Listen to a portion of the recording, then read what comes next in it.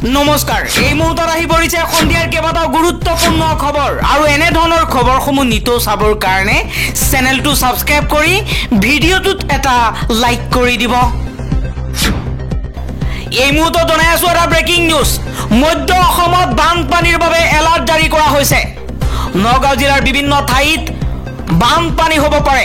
বানপানীৰ বাবে প্ৰশাসনে ইতিমধ্যে সতৰ্ক কৰি দিছে নৈপৰীয়া ৰাইজক। কপিলিৰ ওপৰত থকা খামদং বান্ধৰ সকলো গেট খুলি দিছে নিপকুৱে। কামপুৰত হুৰা হুৰে বাঢ়িছে কপিলি নদীৰ জলস্তৰ। কপিলি আৰু বৰপানী নৈৰ দাঁতি কাষৰীয়া অঞ্চল বানৰ কবলত পৰাৰ সম্ভাৱনা আছে। ৰাইজক নৈৰ কাষলৈ নাযাবলৈ আৰু নৈত গা নুধুবলৈ আহ্বান জনাইছে প্ৰশাসনে। মাছ মৰাৰ পৰা বিৰত থাকিবলৈ ৰাইজক আহ্বান জনোৱা হৈছে। মধ্য অসমৰ কোন কোন ঠাইত বানপানী হ'ব পাৰে সেই কথা ব্যক্ত কৰিছে। উমৰাংচু, গৰমপানী, কামপুৰ, ৰহা, চামুগুৰি, নগাঁও, জখলাবন্ধা এইখিনি ঠাইত বানপানী হ'ব পাৰে। পৰৱৰ্তী খবৰ, অবৈধ মছজিদ মাদ্ৰাছাৰ বিৰুদ্ধে ডাঙৰ একশ্যন বিজেপি চৰকাৰৰ। শ মাদ্ৰাছাত পৰিছে প্ৰশাসনৰ হাতোৰা। 7খন জিলাৰ 225খন মাদ্ৰাছা চিল কৰিছে প্ৰশাসনে। 30টা মছজিদত চলিছে বিজেপি চৰকাৰৰ বুলডোজাৰ একশ্যন। 225টা মাদ্ৰাছা, 30খন মছজিদ, 25খন মাজাৰ, 6খন ঈদগাহ বিজেপি চৰকাৰৰ বুলডোজাৰ একশ্যন চলিছে।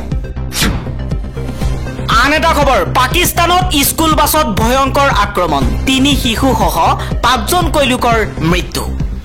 পাকিস্তানৰ বেলুচিস্তানৰ খুজদাৰ জিলাত বুধবাৰে পুৱা এখন স্কুল বাছত সংঘটিত আক্ৰমণত 3 শিশুসহ 5জনকৈ লোক নিহত হোৱাৰ লগতে কেইবাজনো লোক আহত হৈছে। পৰৱৰ্তী খবৰ, চাহ শ্ৰমিকৰ মজুৰি বৃদ্ধিৰ পৰা কাজিৰঙাৰ সীমা সম্প্ৰসাৰণলৈ অসম কেবিনেটৰ গুৰুত্বপূৰ্ণ সিদ্ধান্ত। দেৰগাঁৱৰ লাচিত বৰফুকন আৰক্ষী একাডেমীত অনুষ্ঠিত অসম ৰাজ্যিক কেবিনেটৰ বৈঠকত কেইবাটাও গুৰুত্বপূৰ্ণ সিদ্ধান্ত গ্ৰহণ কৰা হৈছে। বৈঠকৰ পিছত মুখ্যমন্ত্ৰী হিমন্ত বিশ্ব শৰ্মাই সংবাদ মেলত এই সিদ্ধান্তসমূহৰ বিষয়ে সদৰি কৰে। চাহ শ্ৰমিকৰ মজুৰি বৃদ্ধিৰ পৰা কাজিৰঙা ৰাষ্ট্ৰীয় উদ্যানৰ সীমা সম্প্ৰসাৰণলৈকে এই সিদ্ধান্তসমূহে ৰাইজৰ উন্নয়নৰ দিশত গুৰুত্বপূৰ্ণ ভূমিকা পালন কৰিব বুলি মন্তব্য কৰিছে মুখ্যমন্ত্ৰী শৰ্মাই। কনচাৰ্ট পৰ্যটন নীতি, কেবিনেটে অসম কনচাৰ্ট পৰ্যটন নীতি অনুমোদন কৰিছে, যাৰ লক্ষ্য অসমক বিশ্বমানৰ সংগীত আৰু বিনোদন পৰ্যটনৰ কেন্দ্ৰ হিচাপে গঢ়ি তোলা। চাহ শ্ৰমিকৰ মজুৰি বৃদ্ধি, অসম চাহ নিগমৰ অধীনৰ বাগিচাৰ শ্ৰমিকৰ দৈনিক মজুৰি 220 টকাৰ পৰা 250 টকালৈ বৃদ্ধি কৰাৰ সিদ্ধান্ত লোৱা হৈছে, যি 1 অক্টোবৰৰ পৰা কাৰ্যকৰী হ'ব। আন এটা খবৰ, চৰকাৰী মাটিৰ ওপৰত কাৰো অধিকাৰ নাই। উচ্চতম ন্যায়ালয়ত কেন্দ্ৰৰ এই মন্তব্য। ৱাকফ সংশোধনী আইনক লৈ কেন্দ্ৰীয় চৰকাৰে এক ডাঙৰ মন্তব্য কৰিছে।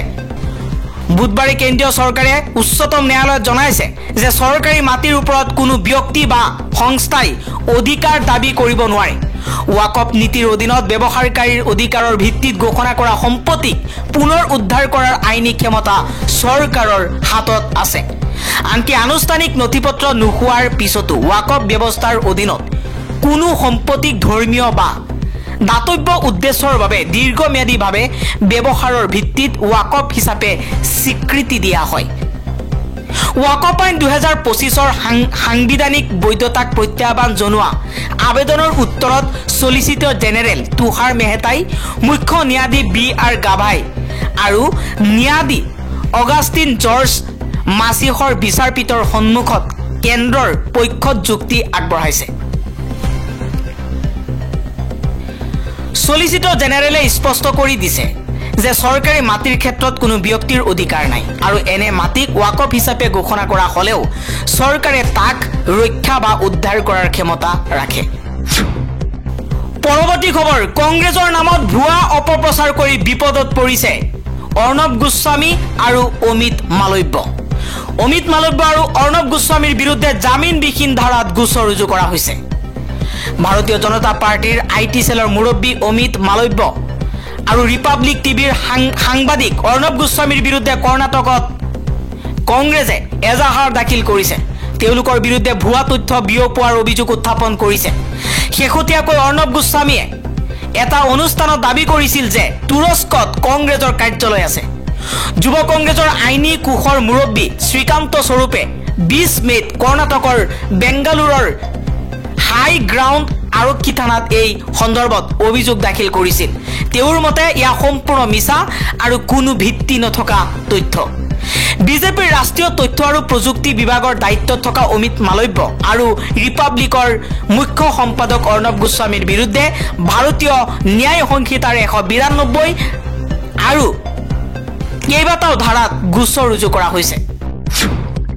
ভাৰতৰ বিৰুদ্ধে গৈ পাকিস্তানে চীনৰ সৈতে প্ৰতিৰক্ষা চুক্তি সম্পূৰ্ণ কৰিছে। চীনে পাকিস্তানক দিব 5খন ফাইটাৰ জেট। 30 আগষ্টৰ ভিতৰত পাকিস্তানে দিব ফাইটাৰ জেট। 50% ৰেহাই মূল্যত পাকিস্তানক দিব চীনে 5খনকৈ ফাইটাৰ জেট। পৰৱৰ্তী খবৰ, আজি পুনৰ এক জঘন্য ঘটনা সংঘটিত হৈছে। পত্নী আৰু এজন টেট শিক্ষকক হত্যা কৰিলে স্বামীয়ে। ৰদেৰে মৰিয়াই হত্যা কৰাৰ সন্দেহ দুয়োজনক। একেটা ঘৰতে ভাড়াতীয়া হিচাপে আছিল নিহত পত্নী আৰু টেট শিক্ষক। নিহত পত্নী গীতা ৰাণী দাস আৰু টেট শিক্ষক ভাস্কৰ নাথ। হত্যা কৰি আত্মসমৰ্পণ স্বামী জয়কান্ত দাসৰ। ঘটনাস্থলীত আৰক্ষী উপস্থিত হৈ আৰম্ভ কৰিছে তদন্ত। পৰকীয়া প্ৰেমৰ বাবেই হত্যা কৰাৰ সন্দেহ। আন এটা খবৰ, মোবাইল চুৰিৰ অভিযোগত হাত ভৰি বান্ধি যুৱকক প্ৰচণ্ড মাৰপিট। প্ৰহাৰ কৰি একাংশই কাটিলে যুৱকজনৰ চুলি। আৰক্ষীৰ উপস্থিতিত উদ্ধাৰ যুৱকজনক। ঘটনাৰ সৈতে জড়িত 30জনকৈ যুৱকক গ্ৰেপ্তাৰ। ধৃত মান্না চান্দা, পলাশ দাস আৰু স্বৰূপ চান্দা। শিলচৰ চহৰত ভয়ংকৰ মৰেল পুলিচিঙৰ ঘটনা। পৰৱৰ্তী খবৰ, ভাৰতৰ বিৰুদ্ধে শক্তিশালী স্থিতি গ্ৰহণ কৰিছে পাকিস্তানে। পাকিস্তানৰ প্ৰধানমন্ত্ৰী শ্বেহবাজ শ্বৰীফে ইছলামিক ৰাষ্ট্ৰসমূহৰ লগত বন্ধুত্বপূৰ্ণ সম্পৰ্ক গঢ় দিছে। ইজিপ্তৰ লগতে কেইবাটাও ইছলামিক ৰাষ্ট্ৰই পাকিস্তানৰ সংগ দিছে। আৰ্থিকভাৱে সহায় কৰিবলৈ ভাৰতৰ বিৰুদ্ধে ইজিপ্তে পাকিস্তানৰ সৈতে বন্ধুত্বপূৰ্ণ সম্পৰ্ক গঢ় দিছে। ইজিপ্তৰ ৰাষ্ট্ৰপতি H.E.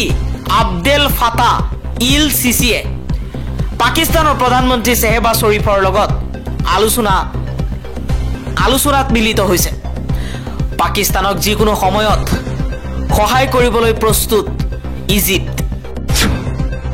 পৰৱৰ্তী খবৰ, সীমান্তত হ্ৰাস পাইছে উত্তেজনা। 12 দিনৰ অন্তত অনুষ্ঠিত হৈছে আটাৰী ৱাগাহত বিটিং ৰিষ্ট্ৰিট। ভাৰত পাকিস্তানৰ মাজত যুদ্ধবিৰোধী ঘোষণা হোৱাৰ পিছতে সীমান্তত লাহে লাহে পৰিস্থিতি নিয়ন্ত্ৰণলৈ আহিছে। উত্তেজনা হ্ৰাস পোৱাৰ স্পষ্ট ইংগিত পোৱা গৈছে।